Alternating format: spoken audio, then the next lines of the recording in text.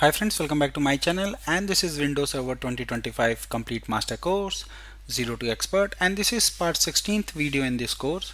And in today's session we are going to basically restore our Active Directory which is running on Windows Server 2025, and this is going to be a complete step-by-step process where we are going to recover our Active Directory from backup.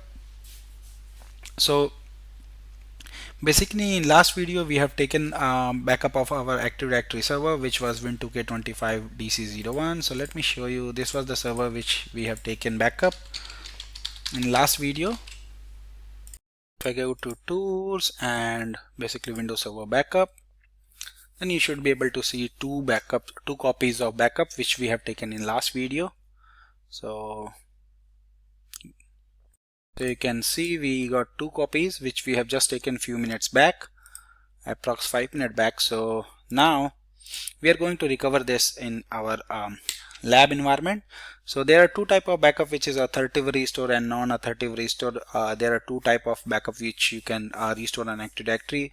So basically in shorter way, you can see authoritative restore gives you authority to restore server to override changes on other domain controllers, and the non-authoritative basically does not override changes to other DCs. So the name clears very much the definition. So authoritative means you are giving authority to backup to restore all the changes in all other domain controllers in your environment, and non-authoritative basically does not write anything or overwrite any changes on other DCs. So we'll discuss this in detail. So let's discuss what is Active Directory restore is. So this is very important to understand. So Active Directory restore is the process of recovering AD objects, AD data, or entire Active Directory database from the backup to a previous working state after accidental deletion, corruption, or failure, and even from the ransomware basically encryption. So basically you have a backup and you are trying to restore your Active Directory from Active Directory backups basically. And as I said, there are two type of backups. So non-authoritative backups. So non-authoritative restore is the most common restore which you perform. Basically in a non-authoritative restore, you restore the domain controller from a backup. So in this demo we are going to do the same thing, and the restore copy becomes come back online, and it's basically contacted its replica partner and receive the latest update from other healthy domain controllers. And this is useful when the basically domain controller failed or database corruption happen only on one DCs, and then you basically want to recover failed domain controller while allowing newer replicated changes from the other DC come back. So in a simple word, restore data, it's a restore data locally, and then it's replicate automatically with the current data from the other domain controller. And what is authoritative restore? So this is the restore basically when you want to restore the winning copy. And in authoritative restore, you restore the Active Directory from backup, the mark specific object or container as a authoritative, and this increase the version number of in your Active Directory database. And then during the replication, these basically restore object overrides to the copy to the other domain controllers which is available in infrastructure. So this typically used when OU was accidentally deleted, critical user group was deleted, or an important structure must be restored or replicated back to the domain infrastructure. In simple word, basically restore older data and force that data to restore to the replicated partners onwards.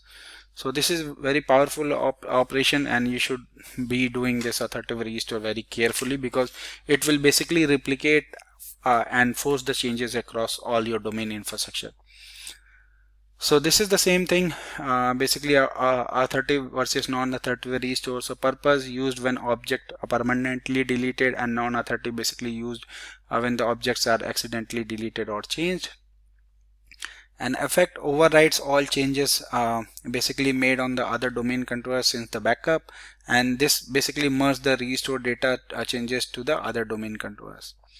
And USN rollback, so may cause USN rollback high replication impact and does not cause any USN rollback. This is safe to restore basically. And then when to use, this is very important. So when the backup is more recent than any DC other changes. And this is basically when the backup is older and other changes need to be preserved in your environment, then you should use the non-authoritative restore.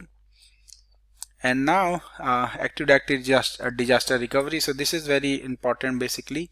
So this is concept basically. So how you will make sure your active directory is always backed up for the disaster recovery. So basically backups regularly backup system state of your domain controller, which we have just configured in last video, and restore AD to a newer hardware using the latest system state backup and make sure it's worked. And then replication allow AD replication to restore the data to other domain controller. And this is final thing, validate basically AD, DNS and critical services are functioning properly after the recovery or recovery to the newer machine or environment. So this is the process restoring of system state backup step by step. So you can basically go here in the same window and you can click on recover, and this if you want to recover, just select this server, click next, and what you select the basically restore point, whatever you want, click next, and then it will tell you what you want to restore. If you want to restore system state, you can just go here and replace the original location. And here this is important, perform a unauthoritative restore to active directory files. So this is what we have discussed. So if you do this thing, then it will basically do authoritative restore and make sure whatever was there in the AD backup, it will replace to your infrastructure and everything will get overwritten. So let me see. So if you want to do this type of replication, then you need to boot your machine in active directory restore mode and then try the recovery. So basically authoritative restore you cannot perform from here. So if you don't want to, let's try, if you don't want to do authoritative restore and click next, again it will tell you go to the and restore from the basically DSRM. So now if I cancel this, so let me show you one thing. Let's understand this machine is completely deleted. Okay, so I'll go here and now what I'll do, so I go where this machine is sitting. So this machine is sitting in my drive, so DC01, and now this is the machine. Now I have two disks here. So one is backup where my backup is stored, and this is the disk where my OS is sitting basically. So now if I click edit, you should be able to see this disk is there. So what I'll do, I'll remove this disk and then I'm going to delete this disk basically.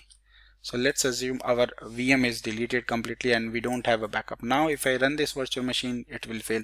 So eventually basically we don't have our virtual machine DC01 up and running. So what I'll do basically, I'll go here and let me add a new disk. So I'll go here and power off this machine and then click edit setting. I'll go here and try to add one hard disk with NVMe and create new hard disk. Basically we have already deleted the old one, and now I'll go ahead and select, let's say 110 gig, and now I'll go ahead and click on finish. Now basically this machine has disk but OS is not there. If I power and try to power on this machine, it will not get booted. So what I'll do, I'll use my Windows installation media to basically try to restore this machine. So I'll go here, add CD drive, and I'll go and select my ISO image, which may be sitting in here, Microsoft Windows Server 2025. I'll go here and browse this ISO, and now I'll try to boot this machine from ISO. So let me go here and power off once and then try to power on if it's get booted. So ISO is attached.